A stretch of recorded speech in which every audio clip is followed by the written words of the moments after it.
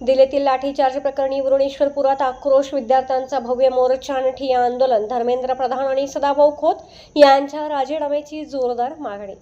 दिल्लीत आपल्या न्याय हक्कांसाठी लढा देणाऱ्या विद्यार्थ्यांवर झालेल्या अमानुष लाठीचार्जाचे तीव्र पडसाद आता पश्चिम महाराष्ट्रातही उमटू लागले आहेत.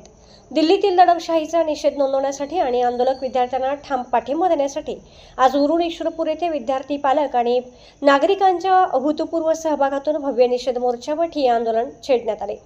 या आंदोलनाने सांगली जिल्ह्यातील राजकीय वातावरण चांगलेच तापले आहे.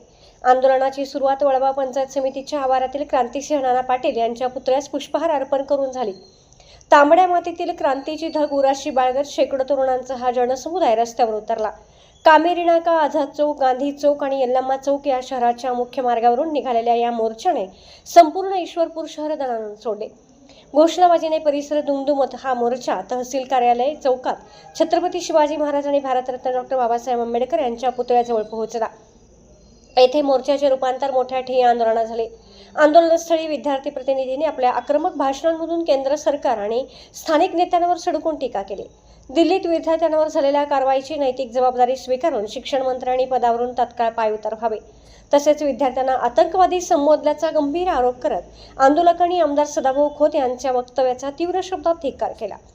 खोत यांनी या बेताल वक्तव्याबद्दल जनतेची बिनशर्त माफी मागून राजीनामा द्यावा अशी आक्रमक मागणी विद्यार्थ्यांनी लावून धरली. विद्यार्थ्यांचे हक्क अबाधित राहावे, दडपशाहीची कारवाई तत्काळ थांबवून त्यांचा रास्त मागण्यांची दखल घेतली जावी असा स्पष्ट इशारा या आंदोलनाच्या माध्यमातून सरकारला देण्यात आला. अत्यंत शांततापूर्ण, शिस्तबद्ध मात्र तितक्याच आक्रमक पवित्र्यात पार पडलेल्या या आंदोलनाची सांगता राष्ट्रगीताने करण्यात आली. ईश्वरपुरातून उठलेल्या या तीव्र निषेधाच्या आवाजाने दिल्लीच्या तख्ताला आणि स्थानिक राजकीय वर्तुळाला विद्यार्थ्यांच्या एकजुटीची मोठी ताकद दाखवून दिली आहे.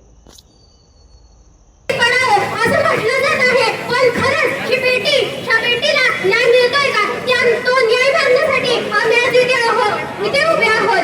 पण आम्हाला हा न्याय मिळावा आणि हा न्याय मिळाल्याशिवाय आम्ही अजिबात मागे हटणार नाही. हा न्याय आम्ही मिळवूनच न्याय राहणार आहे. तर सर्व विद्यार्थी मित्रांना, माझ्या मित्र मैत्रिणींना मी एक आव्हान करते की आपण संविधानाचा न्याय, आपला एक विद्यार्थ्याचा न्याय आपण मिळवून राहायचाच आहे. हा लाठीचार्ज जे काही होत आहे ते लवकरच बंद झालं पाहिजे अशी माझी विनंती आहे की आपण विद्यार्थ्यांना सर्व काही शिक्षणाचा हक्क, जे काही शिक्षणासाठी लागणारे जे काही मूलभूत साहित्य आहे ते सर्व मिळालं पाहिजे.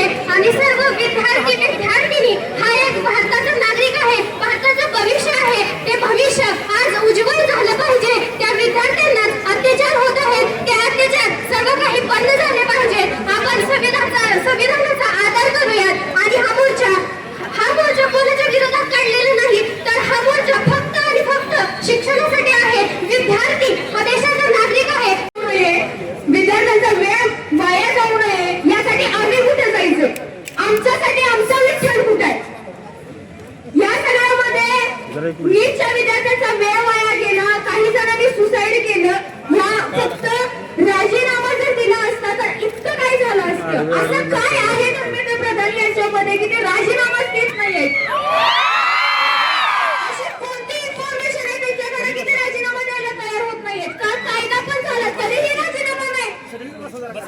आणि सगळ्या भारतामध्ये इतकं वातावरण असं चालू आहे त्यांच्या अगेन्स्ट, तरी सुद्धा राजीनामा ते द्यायला तयार नाहीये. म्हणूनच आपण आता आपली युद्धची पावर दाखवायची आणि जोपर्यंत ते राजीनामा देत नाही तोपर्यंत हे प्रोटेस्ट शांतपणे अँटी व्हायलंट पद्धतीनं चालूच राहणार.